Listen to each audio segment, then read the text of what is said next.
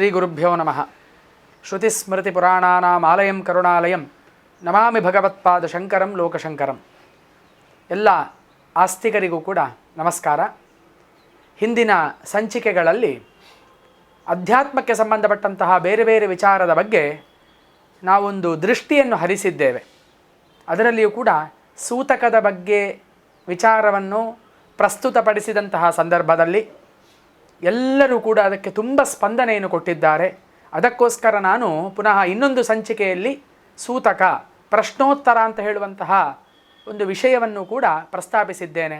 ಅದಕ್ಕೆ ನಿಮ್ಮಲ್ಲಿರುವಂತಹ ಹೆಚ್ಚಿನ ಸಂಶಯಗಳಿಗೆ ನಾನು ಉತ್ತರವನ್ನು ಕೊಟ್ಟಿದ್ದೇನೆ. 100ಕ್ಕೆ 100 ಅಂತ ಹೇಳಲಿಕ್ಕೆ ನನಗೆ ಕಷ್ಟ, ಆದರೂ ಕೂಡ ಸಾಮಾನ್ಯವಾಗಿ ಇರುವಂತಹ ಪ್ರಶ್ನೆಗಳಿಗೆಲ್ಲ ಉತ್ತರವನ್ನು ಕೊಟ್ಟಿದ್ದೇನೆ. ಈ ಸಂಚಿಕೆಯಿಂದ ಇನ್ನು ಮುಂದೆ ಒಂದು ವಿಶೇಷವಾದಂತಹ ವಿಚಾರ, ಮರಣೋತ್ತರ ಜೀವನ ಎಂಬಂತಹ ವಿಷಯದ ಬಗ್ಗೆ ಮುಂದೆ ನಾನು ಮಾತಾಡಲಿಕ್ಕೆ ಇದ್ದೇನೆ. ಇದು ಒಂದು ಸಂಚಿಕೆಯಲ್ಲಿ ಸಂಪೂರ್ಣ ಆಗಲಿಕ್ಕಿಲ್ಲ, ಬಹಳ ಗಹನವಾದಂತಹ ವಿಚಾರ. ಈ ಹುಟ್ಟು ಸಾವು ಅಂತ ಹೇಳುವಂಥದ್ದು, ಅದರ ಬಗ್ಗೆ ನಾವು ಕಲ್ಪನೆಯನ್ನು ಕೂಡ ಮಾಡಲಿಕ್ಕೆ ಸಾಧ್ಯ ಇಲ್ಲ. ಮನುಷ್ಯನಿಗೆ ಯಾವಾಗ ಅದು ಬರ್ತದೆ ಅಂತ ಹೇಳಲಿಕ್ಕೂ ಸಾಧ್ಯ ಇಲ್ಲ. ಅದೆಲ್ಲವೂ ಕೂಡ ಇಂದ್ರಿಯಾತೀತವಾದದ್ದು, ಕಲ್ಪನಾತೀತವಾದದ್ದು. ಆದ್ದರಿಂದ ಶ್ರುತಿ ಸ್ಮೃತಿ ಪುರಾಣಗಳಲ್ಲಿ ಈ ಹುಟ್ಟು ಸಾವಿನ ಬಗ್ಗೆ ಋಷಿ ಮುನಿಗಳು ತಮ್ಮ ಜ್ಞಾನ ದೃಷ್ಟಿಯಿಂದ ತಿಳಿದುಕೊಂಡು ಏನನ್ನು ಹೇಳಿದ್ದಾರೋ ಅದನ್ನು ಯಥಾಮತಿ ಪ್ರಸ್ತುತಪಡಿಸುವಂತಹ ಒಂದು ಪ್ರಯತ್ನ ಅಷ್ಟೆ.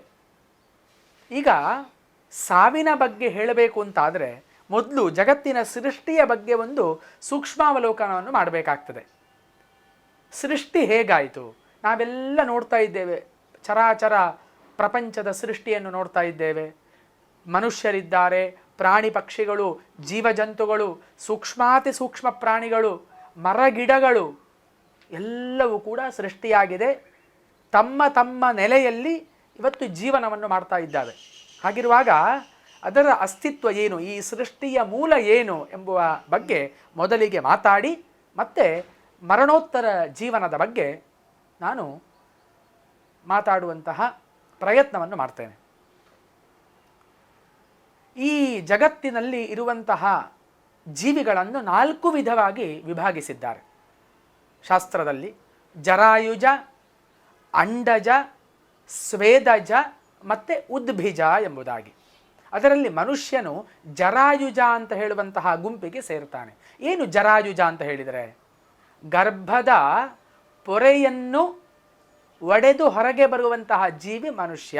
ಗರ್ಭಚೀಲದಿಂದ ಹೊರಗೆ ಬರುವಂತಹ ಜೀವಿ ಮನುಷ್ಯ. ಅದಕ್ಕೋಸ್ಕರವಾಗಿ ಮನುಷ್ಯನು ಜರಾಯುಜ ಅಂತ ಹೇಳುವಂತಹ ಸ್ತರಕ್ಕೆ ಸೇರ್ತಾನೆ.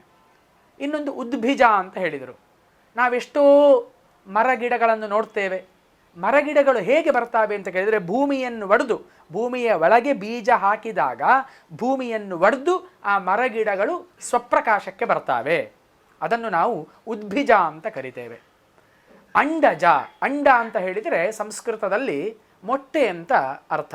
ಮೊಟ್ಟೆಯನ್ನು ಒಡೆದು ಹೊರಗೆ ಬರುವಂತಹ ಪ್ರಾಣಿಗಳನ್ನು ನಾವು ನೋಡ್ತೇವೆ. ಒಂದಷ್ಟು ಹಾವುಗಳು ಒಂದಷ್ಟು ಇರ್ಬೋದು, ಅಥವಾ ಇನ್ನೊಂದಷ್ಟು ಪಕ್ಷಿಗಳು ಇತ್ಯಾದಿಗಳೆಲ್ಲ ಅಂಡ ಅಂತ ಹೇಳಿದರೆ ಆ ಮೊಟ್ಟೆಯನ್ನು ಭೇದಿಸಿ ಬರುವಂಥದ್ದು, ಅದನ್ನು ಅಂಡಜ ಅಂತ ಹೇಳ್ತಾರೆ. ಇನ್ನೊಂದು ಸ್ವೇದಜ. ಸ್ವೇದ ಅಂತ ಹೇಳಿದರೆ ಉಷ್ಣತೆ ಅಥವಾ ಮಾಲಿನ್ಯದಿಂದ ಬರುವಂಥದ್ದು. ಬೆವರು ಇತ್ಯಾದಿ ಕೆಟ್ಟ ಪದಾರ್ಥಗಳಿಂದ ಉತ್ಪನ್ನ ಆಗುವಂತಹ ಕ್ರಿಮಿಕೀಟಗಳಿದೆ. ನೀರನ್ನು ಒಂದಷ್ಟು ಸಮಯ ಒಂದು ಕಡೆ ನಿಲ್ಲಿಸಿದರೆ ಆ ನೀರಿನಲ್ಲಿ ಇದ್ದಕ್ಕಿದ್ದ ಹಾಗೆ ಒಂದಷ್ಟು ಕ್ರಿಮಿಕೀಟಗಳು ಉತ್ಪಾದನೆ ಆಗ್ತವೆ. ಅದನ್ನು ಸ್ವೇದಜ ಅಂತ ಕರೀತಾರೆ. ಹೀಗೆ ಜಗತ್ತಿನಲ್ಲಿರುವಂತಹ ಜೀವಿಗಳನ್ನು 4 ವಿಭಾಗವಾಗಿ ನಾವು ವಿಂಗಡಿಸಬಹುದು. ಹಾಗಾದರೆ ಈ ಸೃಷ್ಟಿಗೆ ಮೂಲ ಕಾರಣ ಏನು ಅಂತ ನಾವು ಚಿಂತನೆಯನ್ನು ಮಾಡಿದಾಗ ನಮಗೆ ಉಪನಿಷತ್ತುಗಳಲ್ಲಿ ಅದಕ್ಕೆ ಉತ್ತರ ಸಿಗ್ತದೆ. ಅದಕ್ಕೆ ನಾವು ವೇದದ ಅಂತಿಮ ಭಾಗವಾದಂತಹ ಉಪನಿಷತ್ತುಗಳಿಗೆ ಶರಣು ಹೋಗಬೇಕು. ಉಪನಿಷತ್ತಿನಲ್ಲಿ ಹೇಳ್ತಾರೆ ಏನು ಅಂತ ಕೇಳಿದರೆ, ತದೈಕ್ಷತ ಬಹುಸ್ಯಾಂ ಪ್ರಜಾಯೇಯ ಎಂಬುದಾಗಿ ಛಾಂದೋಗ್ಯ ಉಪನಿಷತ್ತು ಹೇಳ್ತಾ ಇದೆ. ಬ್ರಹ್ಮ, ನಾವು ತ್ರಿಮೂರ್ತಿಗಳಲ್ಲಿ ಬ್ರಹ್ಮ ವಿಷ್ಣು ಮಹೇಶ್ವರ ಅಂತ ಹೇಳುವಂತಹ ಒಂದು ಭಾಗ. ಆದರೆ ವೇದಾಂತ ಪ್ರತಿಪಾದ್ಯನಾದಂತಹ ಬ್ರಹ್ಮ ಅವನು ಬೇರೆ. ಅವನು ಮೊದಲಿಗೆ ಇದ್ದ ಅಂತೆ ಆ ಬ್ರಹ್ಮ. ಅವನಿಗೆ ತಾನು ಬಹುವಾಗಬೇಕು ಎಂಬಂತಹ ಇಚ್ಛೆ ಉಂಟಾಯಿತು ಅಂತ ಉಪನಿಷತ್ತು ಹೇಳ್ತಾ ಇದೆ. ಅವನು ಒಬ್ಬನೇ ಇದ್ದ. ಈಗ ನಮಗೆ ಹಾಗೆ ಅಲ್ಲ, ಮನೆಯಲ್ಲಿ ಒಬ್ಬರೇ ಇದ್ದರೆ ನಾವು ಎಷ್ಟು ಮನೋವ್ಯಾಕುಲತೆಗೆ ಒಳಗಾಗ್ತೇವೆ. ನಾವು ಹೆಂಡತಿ ಮಕ್ಕಳು ಸಂಸಾರದ ಜೊತೆಗಿದ್ದಾಗ ನಮಗೆ ಒಂದು ಚೈತನ್ಯವೇ ಬೇರೆ. ಹಾಗಂತ ಹೇಳಿ ಒಂಟಿಯಾಗಿ ಜೀವನವನ್ನು ಮಾಡುವಂತಹ ವ್ಯಕ್ತಿಗಳು ಕೂಡ ಇದ್ದಾರೆ, ಆದರೆ ಬಹು ವಿರಳ. ಗೊತ್ತಾಯ್ತಾ? ಮನುಷ್ಯನು ಏನು ಅಂತ ಕೇಳಿದರೆ ಸಂಘಜೀವಿ. ಅವನು ಸಂಘದ ಜೊತೆಯಲ್ಲಿ ಜೀವನವನ್ನು ಮಾಡಿ ಅವನಿಗೆ ಅಭ್ಯಾಸ. ಹಾಗೆ ಒಂದೇ ಇದ್ದಂತಹ ಬ್ರಹ್ಮಕ್ಕೆ ಏನಾಯಿತು? ತಾನು ಬಹುವಾಗಬೇಕು ಎಂಬಂತಹ ಇಚ್ಛೆ ಉಂಟಾಯಿತು. ತದೈಕ್ಷತ ಬಹುಸ್ಯಾಂ ಪ್ರಜಾಯೇಯ ಅಂತ ಉಪನಿಷತ್ತು ಹೇಳ್ತದೆ. ಅಂದರೆ ತಾನು ಬಹುವಾಗಬೇಕೆಂಬಂತಹ ಆಸೆ ಉಂಟಾಯಿತು. ಹಾಗೆ ತೈತ್ತಿರೀಯ ಉಪನಿಷತ್ತಿನಲ್ಲಿಯೂ ಕೂಡ ಇದೇ ವಾಕ್ಯವನ್ನು ಹೇಳ್ತಾರೆ. ಸೋಕಾಮಯತ ಬಹುಸ್ಯಾಂ ಪ್ರಜಾಯೇಯ. ಕಾಮಯತ, ಅವನಿಗೆ ಇಚ್ಛೆ ಉಂಟಾಯಿತು ತಾನು ಬಹುವಾಗಬೇಕೆಂಬುದಾಗಿ. ಹೀಗೆ ಏನು ಮಾಡುತ್ತದೆ ಆ ಬ್ರಹ್ಮ ಅಂತ ಕೇಳಿದರೆ ತನ್ನನ್ನು ಬಹುವಾಗಿ ವಿಭಾಗಿಸಿಕೊಳ್ಳುತ್ತದೆ. ಬೇರೆ ಬೇರೆ ರೀತಿಯಲ್ಲಿ ತನ್ನನ್ನು ವಿಭಾಗಿಸಿಕೊಂಡು, ಅದು ಹೇಗೆ ಅಂತ ನಾವು ಕೇಳಲಿಕ್ಕಿಲ್ಲ, ಅದೆಲ್ಲ ಗುಹ್ಯವಾದಂತಹ ವಿಚಾರ. ಒಬ್ಬ ಬ್ರಹ್ಮ ಇದ್ದ ಅಂತೆ, ಅವನು ತುಂಬ ಆದ ಅಂತೆ, ಇದನ್ನು ಒಪ್ಪಲಿಕ್ಕಾಗ್ತದಾ ಕೇಳಿದರೆ ಖಂಡಿತವಾಗಿ ಒಪ್ಪಬೇಕು. ಯಾಕೆ? ಉಪನಿಷತ್ತು ಹೇಳತಕ್ಕಂತಹ ವಿಚಾರ. ಅದರಲ್ಲಿಯೂ ಕೂಡ ಸೃಷ್ಟಿ ಆಗ್ತಾ ಪಂಚಭೂತಗಳನ್ನು ಸೃಷ್ಟಿ ಮಾಡಿತು ಆ ಬ್ರಹ್ಮ. ಯಾವುದು ಪಂಚಭೂತ ಅಂತ ಕೇಳಿದರೆ ಪೃಥಿವಿ, ಅಪ್, ತೇಜಸ್ಸು, ವಾಯು, ಆಕಾಶ. ಆದ್ದರಿಂದ ನಾವೇನು ಹೇಳ್ತೇವೆ? ಪಾಂಚಭೌತಿಕವಾದಂತಹ ಶರೀರ. ಈ ಶರೀರದಲ್ಲಿ ಏನಿದೆ ಸಂಪೂರ್ಣವಾಗಿ ಪಂಚಭೂತಗಳ ಅಂಶ ಇದೆ. ಆ ಪಂಚಭೂತಗಳಲ್ಲಿಯೂ ಕೂಡ ಪಂಚೀಕೃತ ಭೂತ ಮತ್ತು ಅಪಂಚೀಕೃತ ಭೂತ ಅಂತ ವಿಭಾಗವನ್ನು ಮಾಡ್ತಾರೆ. ಅಲ್ಲಿ ಪಂಚೀಕೃತ ಭೂತದಿಂದ ಈ ಸ್ಥೂಲ ಶರೀರ ಏನು ನಮಗೆ ಕಾಣ್ತಾ ಇದೆ, ಈ ದೊಡ್ಡ ಶರೀರ ಏನಿದೆ, ಇದರ ಉತ್ಪತ್ತಿ ಆಗ್ತದೆ. ಮತ್ತು ಪಂಚಭೂತಗಳಿಂದ ತನ್ಮಾತ್ರಗಳು ಉತ್ಪಾದನೆ ಆಯಿತು. ತನ್ಮಾತ್ರಗಳು ಅಂತ ಹೇಳಿದರೆ ಶಬ್ದ, ಸ್ಪರ್ಶ, ರೂಪ, ರಸ, ಗಂಧ ಎಂಬಂತಹ 5 ತನ್ಮಾತ್ರೆಗಳು. 5 ಭೂತಗಳು, ಪಂಚಭೂತಗಳು, ಅದರಿಂದ 5 ತನ್ಮಾತ್ರೆಗಳು. ಹೀಗೆ ಪಂಚೀಕೃತ ಭೂತಕ್ಕಿಂತ ಮೊದಲಾಗಿ ಅಪಂಚೀಕೃತ ಭೂತ ಸೃಷ್ಟಿಯಾಯಿತು. ಅದು ಸೂಕ್ಷ್ಮ ರೂಪವಾದದ್ದು. ಆ ಸೂಕ್ಷ್ಮ ರೂಪವಾದದ್ದು ಮತ್ತೆ ಸ್ಥೂಲ ರೂಪವಾಗಿ ಬದಲಾವಣೆ ಆಯಿತು. ಅದನ್ನು ಪಂಚೀಕೃತ ಭೂತಗಳು ಅಂತ ನಾವು ಕರಿತೇವೆ. ಇದೆಲ್ಲ ವೇದಾಂತ ಶಾಸ್ತ್ರದಲ್ಲಿ ಬರತಕ್ಕಂತಹ ಗಹನವಾದಂತಹ ವಿಚಾರ. ಹಾಗಿರುವಾಗ ಈ ಪೃಥಿವಿಯಲ್ಲಿ ನಾವು ಅಥವಾ ಪಂಚಭೂತಗಳಲ್ಲಿ ಈಗ ನಾವು ತನ್ಮಾತ್ರೆಗಳು ಅಂತ ಹೇಳಿದ್ದೇವೆ. ಆ ತನ್ಮಾತ್ರೆಗಳ ವಿಶೇಷತೆ ಏನು ಅಂತ ಕೇಳಿದರೆ ನೋಡಿ, ಆಕಾಶದಲ್ಲಿ, ಆಕಾಶ ಅಂತ ಹೇಳುವಂಥದ್ದು ಒಂದು ಭೂತ. ಆಕಾಶ ಅಂತ ಹೇಳಿದರೆ ಏನು, ಎಲ್ಲಿ ಅವಕಾಶಗಳುಂಟು ಅದೆಲ್ಲವೂ ಕೂಡ ಆಕಾಶವೇ. ಅದರ ಗುಣ ಏನು ಅಂತ ಕೇಳಿದರೆ ಶಬ್ದ, ಶಬ್ದ ಗುಣಕಂ ಆಕಾಶಂ. ಅದರಲ್ಲಿ ತನ್ಮಾತ್ರೆ ಒಂದೇ ಇತ್ತು. ಮತ್ತೆ ವಾಯು, ವಾಯು ಅಂತ ಹೇಳುವಂತಹ ಭೂತದಲ್ಲಿ ಶಬ್ದವೂ ಇದೆ, ಸ್ಪರ್ಶವೂ ಇದೆ. ವಾಯು, ಗಾಳಿ ಜೋರಾಗಿ ಬಂದಾಗ ನಮಗೆ ಶಬ್ದ ಗೊತ್ತಾಗ್ತದೆ, ಮೈಗೆ ಅದು ತಾಗಿದಾಗ ಅದರ ಸ್ಪರ್ಶಾನುಭವವು ಕೂಡ ಅನುಭವವಾಗ್ತದೆ. ಹೀಗೆ ವಾಯುವಿಗೆ 2 ತನ್ಮಾತ್ರೆಗಳು ಬಂತು. ಮುಂದೆ ತೇಜಸ್ಸು, ತೇಜಸ್ಸಿಗೆ ಏನೆಲ್ಲ ಇದೆ? ಶಬ್ದ, ಸ್ಪರ್ಶ ಮತ್ತು ರೂಪ. ಶಬ್ದವೂ ಇದೆ ಬೆಂಕಿಯಲ್ಲಿ ಅಥವಾ ತೇಜಸ್ಸಿನಲ್ಲಿ. ಸ್ಪರ್ಶ, ಮುಟ್ಟಿದಾಗ ಬಿಸಿಯ ಅನುಭವ ಆಗ್ತದೆ. ರೂಪ, ಕಣ್ಣಿನಿಂದ ನೋಡಿದಾಗ ಅದರ ರೂಪವನ್ನು ನಾವು ಗ್ರಹಿಸಬಹುದು. ವಾಯುವನ್ನು ಕಣ್ಣಿನಿಂದ ನೋಡಲಿಕ್ಕೆ ಸಾಧ್ಯ ಇಲ್ಲ, ಹೌದಾ? ಹಾಗೆ ಮೂರನೆಯದಾದಂತಹ ತೇಜಸ್ಸಿನಲ್ಲಿ 3 ತನ್ಮಾತ್ರೆಗಳನ್ನು ಕಾಣಬಹುದು. ಹಾಗೆ ಅಪ್ ಅಂತ ಹೇಳಿದರೆ ಜಲ ಅಥವಾ ನೀರು ಅಂತ ಅರ್ಥ ಕನ್ನಡದಲ್ಲಿ. ಅದಕ್ಕೆ 4 ಗುಣಗಳನ್ನು ನಾವು ಕಾಣಬಹುದು. ಯಾವುದು? ಶಬ್ದ, ಸ್ಪರ್ಶ, ರೂಪ ಮತ್ತು ರಸ.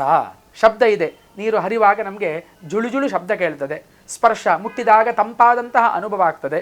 ಹಾಗೆ ರೂಪ, ಕಣ್ಣಿನಿಂದ ನೋಡಿದಾಗ ನೀರಿನ ರೂಪವನ್ನು ಗ್ರಹಿಸ್ಬೋದು. ರಸ, ನಾಲಿಗೆಗೆ ಹಾಕಿದಾಗ ಅದರ ರಸವನ್ನು, ಅದರ ಸ್ವಾದವನ್ನು ನಾವು ಅನುಭವಿಸ್ತೇವೆ. ಹೀಗೆ 4 ಗುಣಗಳು ಯಾವುದರಲ್ಲಿದೆ? ನೀರಿನಲ್ಲಿದೆ. ಕೊನೆಯದ್ದು ಯಾವುದು ಅಂತ ಕೇಳಿದರೆ ಪೃಥಿವಿ, ಅಂದರೆ ಭೂಮಿ. ಭೂಮಿಯಲ್ಲಿ ಈ 5 ಗುಣಗಳು ಕೂಡ ಇದೆ. ಯಾವುದು? ಶಬ್ದ, ಸ್ಪರ್ಶ, ರೂಪ, ರಸ, ಗಂಧ. ಗಂಧ, ಪರಿಮಳ ಹೇಗೆ? ಭೂಮಿಗೆ, ಮಣ್ಣಿಗೆ ಒಂದಷ್ಟು ನೀರನ್ನು ನೀವು ಹಾಕಿ, ಅದರಿಂದ ಒಂದು ವಿಶೇಷವಾದಂತಹ ಪರಿಮಳ ಬರ್ತದೆ. ಹೀಗೆ ಈ 5 ಗುಣಗಳು ಕೂಡ ಯಾವುದರಲ್ಲಿದೆ? ಪೃಥಿವಿಯಲ್ಲಿದೆ. ಈ 5 ಭೂತಗಳಿಂದ, ಅಪಂಚೀಕೃತ ಭೂತಗಳಿಂದ ತನ್ಮಾತ್ರೆಗಳು ಉತ್ಪಾದನೆಯಾಯಿತು. ಅದರಿಂದ ಅದು ಸ್ಥೂಲ ರೂಪವಾಗಿ ಪರಿಣಮಿಸಿತು. ಆದ್ದರಿಂದ ನಾವು ನಮ್ಮ ಮನುಷ್ಯ ದೇಹವನ್ನು ಪಾಂಚಭೌತಿಕವಾದಂತಹ ಶರೀರ ಎಂಬುದಾಗಿ ಕರಿತೇವೆ. ಏನು ಹೇಳ್ತೇವೆ? ಕೊನೆಗೆ ಪಂಚಭೂತಗಳಲ್ಲಿಯೇ ಲೀನವಾಯಿತು ಅಂತ. ಮರಣ ಆದ ಮೇಲೆಯೂ ಕೂಡ ಹೇಳುವಂಥದ್ದೇನು? ಈ ಶರೀರವು ಪಂಚಭೂತಗಳಲ್ಲಿ ಲೀನವಾಗಿ ಹೋಯಿತು ಎಂಬುದಾಗಿ. ನಮಗೆ ಪ್ರಶ್ನೆ ಬರ್ಬೋದು, ಹೇಗೆ ನಮ್ಮ ಶರೀರದಲ್ಲಿ ಪಂಚಭೂತಗಳ ಅಂಶ ಇದೆ ಅಂತ. ಶರೀರದಲ್ಲಿ ಕಠಿಣತೆಯನ್ನು ನಾವು ಕಾಣ್ತೇವೆ. ಆ ಕಠಿಣತೆ ಪಾರ್ಥಿವಾಂಶದಿಂದ, ಪೃಥ್ವಿಯ ಅಂಶದಿಂದ ಬಂದಿದೆ. ಶರೀರದಲ್ಲಿರುವಂತಹ ಉಷ್ಣತೆ, ನಮಗೆ ಉಷ್ಣದ ಅನುಭವ ಆಗ್ತದೆ.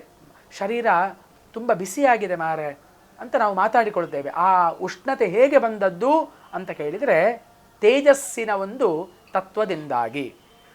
ಶರೀರದಲ್ಲಿ ಜಲೀಯ ಅಂಶ ಇದೆ. ಜಲೀಯ ಅಂಶ ಅಂತ ಹೇಳಿದರೆ ನೀರಿನ ಅಂಶ. ಅದು ಅನುಭವಕ್ಕೆ ಬರುವಂಥದ್ದೇ, ಬಾಯಿಯಲ್ಲಿ ನಮಗೆ ಗೊತ್ತಾಗ್ತದೆ. ಆ ಜಲೀಯ ಅಂಶ ಅಪ್ತತ್ವದಿಂದ, ನೀರಿನ ತತ್ವದಿಂದ ಬಂದಿದೆ, ಪಂಚಭೂತಗಳಲ್ಲಿ ಒಂದದು. ಹಾಗೆ ಶರೀರದಲ್ಲಿ ಸ್ಪಂದನ ಇದೆ. ಸ್ಪಂದನ, ನಾವು ಆ ಕಡೆ ಹೋಗ್ತೇವೆ, ಈ ಕಡೆ ಹೋಗ್ತೇವೆ, ಅದೆಲ್ಲವೂ ಕೂಡ ವಾಯು ತತ್ವದಿಂದ ಬಂದಿದೆ. ಹಾಗೆ ಬೇರೆ ರೀತಿಯ ಒಂದು ಸ್ಪಂದನಾದಿಗಳು ಕೂಡ ಪೃಥಿವಿಯ ತತ್ವದಿಂದ ಬಂದಿದೆ. ಅದಕ್ಕೋಸ್ಕರವಾಗಿ ಪಾಂಚಭೌತಿಕವಾದಂತಹ ಶರೀರ ಅಂತ ನಾವು ಹೇಳ್ತೇವೆ. ಪಂಚಭೂತಗಳಿಲ್ಲದೆ ಈ ಶರೀರಕ್ಕೆ ಯಾವುದೇ ಮಾನ್ಯತೆ ಇಲ್ಲ. ಅದು ಸೃಷ್ಟಿಯಾದದ್ದೇ ಆ ರೀತಿಯಲ್ಲಿ ಅಂತ ಹೇಳುವಂಥದ್ದು. ಯಾಕೆ ನಾನು ಹೇಳ್ತಾ ಇದ್ದೇನೆ ಅಂತ ಕೇಳಿದರೆ, ನಾವು ಮರಣೋತ್ತರ ಜೀವನದ ವಿಚಾರವಾಗಿ ಮಾತನಾಡುವ ಮೊದಲು ಈ ಜಗತ್ತಿನ ಸೃಷ್ಟಿ ಹೇಗಾಯಿತು, ಅದೇ ರೀತಿಯಾಗಿ ಮನುಷ್ಯನ ಶರೀರದ ಒಂದು ವ್ಯವಸ್ಥೆ ಯಾವ ರೀತಿಯಲ್ಲಿದೆ, ಇದಕ್ಕೆ ಯಾವ ಗುಣಗಳೆಲ್ಲವೂ ಕೂಡ ಪ್ರಚೋದನೆಯನ್ನು ಕೊಡ್ತಾ ಇದೆ ಎಂಬುದನ್ನು ತಿಳಿದುಕೊಳ್ಳಬೇಕು ಅಂತ ಮೊದಲಿಗೆ ಈ ವಿಷಯವನ್ನು ನಾವು ಪ್ರಸ್ತಾಪನೆ ಮಾಡಿದ್ದು ನಾನು. ಹಾಗೆ ಈ ಬ್ರಹ್ಮದಿಂದಾಗಿ ಇದೆಲ್ಲವೂ ಕೂಡ ಸೃಷ್ಟಿಯಾಯಿತು. ಅದಕ್ಕೆ ಇನ್ನೊಂದು ಶ್ಲೋಕವನ್ನು ಕೂಡ ಕಾಣಬಹುದು ನಾವು ಉಪನಿಷತ್ತಿನಲ್ಲಿ. ಸವೈ ಶರೀರಿ ಪ್ರಥಮ ಸವೈ ಪುರುಷ ಉಚ್ಯತೆ ಆದಿಕರ್ತ ಸಭೂತಾನಾಂ ಬ್ರಹ್ಮಾಗ್ರೇ ಸಮವರ್ತತ ಅಂತ. ಶರೀರವನ್ನು ಇಟ್ಟುಕೊಂಡವರು ನಾವು. ಹಾಗೆ ಪ್ರಪಂಚದ ಮೊದಲನೆಯ ಶರೀರವನ್ನು ಇಟ್ಟುಕೊಂಡವ ಯಾರು ಅಂತ ಕೇಳಿದರೆ ಅವನೇ ಆ ಬ್ರಹ್ಮ ಅಂತ ಹೇಳುವಂಥದ್ದು. ಸವೈ ಪುರುಷ ಉಚ್ಯತೆ, ಪುರುಷ ಅಂತ ಹೇಳುವಂತಹ ಸಂಜ್ಞೆ ಇದೆ, ಅವನನ್ನೇ, ಆ ಪುರುಷ ಅಂತ ಹೇಳುವಂತಹ ಸಂಜ್ಞೆ ಅವನಿಗೆ ಬಂತು. ಅವನಿಂದ ನಾವೆಲ್ಲರೂ ಕೂಡ ಬಂದವರಾದ ಕಾರಣ ನಮ್ಮನ್ನು ಕೂಡ ಪುರುಷರು, ಪುರುಷೇರಿಯತೆ ಇತಿ ಪುರುಷಃ, ಗೊತ್ತಾಯ್ತಾ? ಅಂತಹ ಉತ್ಪತ್ತಿಯನ್ನು ಹೇಳ್ತಾರೆ. ಆದಿಕರ್ತ ಭೂತಾನಾಂ, ಸ್ಪಷ್ಟ ಉಂಟಿಲ್ಲಿ. ಆದಿಕರ್ತ, ಎಲ್ಲ ಭೂತಗಳಿಗೂ ಕೂಡ ಆದಿಕರ್ತ. ಬ್ರಹ್ಮಾಗ್ರೇ ಸಮವರ್ತತ, ಹಾಗೆ ಬ್ರಹ್ಮನು ಅಗ್ರದಲ್ಲಿ ಇದ್ದವನಾಗಿದ್ದ ತದನಂತರ ಇಂತಹ ಸ್ಥೂಲವಾದಂತಹ ಪ್ರಪಂಚವನ್ನು ಸೃಷ್ಟಿ ಮಾಡ್ತಾ ಹೋದ. ಅದಕ್ಕೆ ಮೂಲವಾದಂತಹ ಕಾರಣ ಯಾವುದು? ಈ ಪಂಚಭೂತಗಳು ಎಂಬುದಾಗಿ ನಮಗೆ ಶಾಸ್ತ್ರಗಳು ತಿಳಿಸ್ತಾ ಇದೆ. ಇನ್ನೊಂದು ನಾವು ನೋಡಬೇಕಾದದ್ದು, ಪಂಚಭೂತಗಳನ್ನು ನಾವು ಎಷ್ಟು ಅನುಭವಿಸ್ತಾ ಇದ್ದೇವೆ ಅಂತ ಹೇಳುವಂಥದ್ದು ಭಾರಿ ಮುಖ್ಯ ವಿಷಯ. ಹುಟ್ಟುವಾಗ ಭೂಮಿ ಇದೆ, ಎಷ್ಟು ಭಗವಂತ ನಮಗೆ ಅನುಗ್ರಹವನ್ನು ಮಾಡಿದ್ದಾನೆ ನೋಡಿ. ನಿಲ್ಲಿಕ್ಕೆ ಭೂಮಿ ಉಂಟು, ಹುಟ್ಟುವಾಗ ಭೂಮಿ ಇಲ್ಲದಿದ್ದರೆ ಏನಾಗ್ತಿತ್ತು ಮನುಷ್ಯನ ಸ್ಥಿತಿಗತಿಗಳು? ಬೇಕಾದ ಹಾಗೆ ನೀರು ಸಿಗ್ತಾ ಇದೆ ಮನುಷ್ಯನಿಗೆ. ಬಾವಿಯನ್ನು ತೋಡಿದರೆ ಬೇಕಾದಷ್ಟು ನೀರು ಸಿಗ್ತದೆ. ಅದಕ್ಕೆ ಹಣವನ್ನು ನಾವು ಕೊಡ್ತಾ ಇಲ್ಲ. ಆ ನೀರನ್ನು ಎಷ್ಟು ಬೇಕೋ ಅಷ್ಟು ನಾವು ಉಪಯೋಗಿಸ್ತಾ ಇದ್ದೇವೆ. ಬೆಳಿಗ್ಗೆ ಆದ ತಕ್ಷಣ ಸೂರ್ಯನು ಉದಯಿಸ್ತಾನೆ, ತನ್ನ ಪ್ರಖರವಾದಂತಹ ಬೆಳಕಿನ ಮೂಲಕವಾಗಿ ಎಲ್ಲ ಪ್ರಾಣಿಗಳು ತಮ್ಮ ತಮ್ಮ ಕರ್ತವ್ಯದಲ್ಲಿ ನಿಯೋಜನೆಗೊಳ್ಳುವ ಹಾಗೆ ಮಾಡ್ತಾನೆ. ಒಂದು ದಿವಸ ಸೂರ್ಯೋದಯ ಆಗಲಿಲ್ಲ ಅಂತಾದರೆ ಮನುಷ್ಯನ ಕಥೆ ಏನಾಗಬಹುದು? ನಾವು ಆಫೀಸಿಗೋ ಅಥವಾ ಶಾಲೆಗೋ ರಜೆ ಮಾಡಿದ ಹಾಗೆ ಸೂರ್ಯ ರಜೆ ಮಾಡಿದರೆ ನಮ್ಮ ಜೀವನವೇ ಕತ್ತಲುಮಯವಾಗಿ ಹೋಗ್ತದೆ.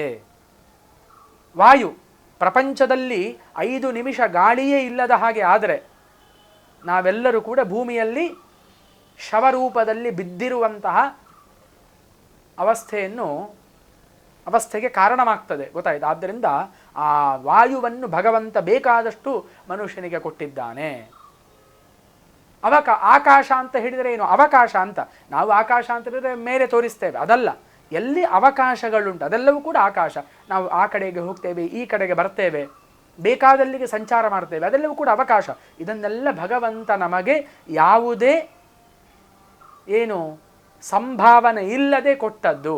ಫ್ರೀ ಆಫ್ ಕಾಸ್ಟ್ ಅಂತ ಹೇಳ್ಬೋದು ಇಂಗ್ಲೀಷ್ನಲ್ಲಿ ಹೇಳೋದಾದರೆ. ಬೇಕಾದಷ್ಟು ನೀನು ಉಪಯೋಗಿಸು ಅಂತ ಕೊಟ್ಟಿದ್ದಾನೆ. ಹಾಗಾದರೆ ಭಗವಂತನ ಔದಾರ್ಯ ಯಾವ ರೀತಿಯಲ್ಲಿ ಇರುವಂಥದ್ದು ಅಂತ ನಾವು ಒಂದು ಕ್ಷಣ ಯೋಚನೆಯನ್ನು ಮಾಡಬೇಕಾಗ್ತದೆ. ಆದ್ದರಿಂದ ಪೃಥಿವಿಯನ್ನಾಗಲಿ ಗಾಳಿಯನ್ನಾಗಲಿ ನೀರನ್ನಾಗಲಿ ಹಾಳು ಮಾಡುವಂತಹ ಕಿಂಚಿತ್ ಅಧಿಕಾರ ಮನುಷ್ಯನಿಗೆ ಇಲ್ಲ. ಬೇಕಾದಷ್ಟು ಉಪಯೋಗಿಸುವಂಥದ್ದು ಮಾತ್ರ ಅವನಿಗೆ ಅಧಿಕಾರ ಇರುವಂಥದ್ದು. ಆದ್ದರಿಂದ ಈ ಪಂಚಭೂತಗಳ ಬಗ್ಗೆ ನಾವು ವಿಶೇಷವಾದಂತಹ ಗಮನವನ್ನು ಇಡಬೇಕು. ನಾವಿದ್ರ ಬಗ್ಗೆ ಆಲೋಚನೆಯನ್ನು ಮಾಡುವುದಿಲ್ಲ. ಬೇಕಾದಷ್ಟು ಸಿಗ್ತಾ ಉಂಟಲ್ಲ, ಯಾವುದೇ ಖರ್ಚಿಲ್ಲದೆ ಸಿಗ್ತಾ ಇದೆ, ಉಪಯೋಗಿಸುವ ಅಂತ ನಮ್ಮ ಯೋಚನೆ. ಅದು ಇಲ್ಲದ ಹಾಗೆ ಆದರೆ ನಾವು ಮತ್ತೆ ದುಃಖವನ್ನು ಪಡಬೇಕಾಗ್ತದೆ. ನಮಗೆ ತುಂಬ ಬೇಕಾದಂತಹ ಒಂದು ವಸ್ತು ಅಥವಾ ತುಂಬ ಬೇಕಾದಂತಹ ವ್ಯಕ್ತಿ ನಮ್ಮ ಜೊತೆಗಿದ್ದಾಗ ನಮಗೆ ಅವನ ಬೆಲೆ ಗೊತ್ತಾಗುವುದಿಲ್ಲ. ಅವನನ್ನು ಕಳೆದುಕೊಂಡ ಕೂಡಲೇ ಇಂತಹ ಒಂದು ವ್ಯಕ್ತಿಯನ್ನು ನಾನು ಕಳೆದುಕೊಂಡೆ ಅಥವಾ ಇಂತಹ ಒಂದು ವಸ್ತು ಇತ್ತು ನನ್ನಲ್ಲಿ, ನಾನು ಹಾಳು ಮಾಡಿಕೊಂಡೆ ಅಂತ ನಾವು ದುಃಖವನ್ನು ಪಡ್ತೇವೆ. ಆದ್ದರಿಂದ ಅದಕ್ಕೆ ಆಸ್ಪದವನ್ನು ಮನುಷ್ಯನಾದವನು ಕೊಡಬಾರದು. ಯಾಕೆ?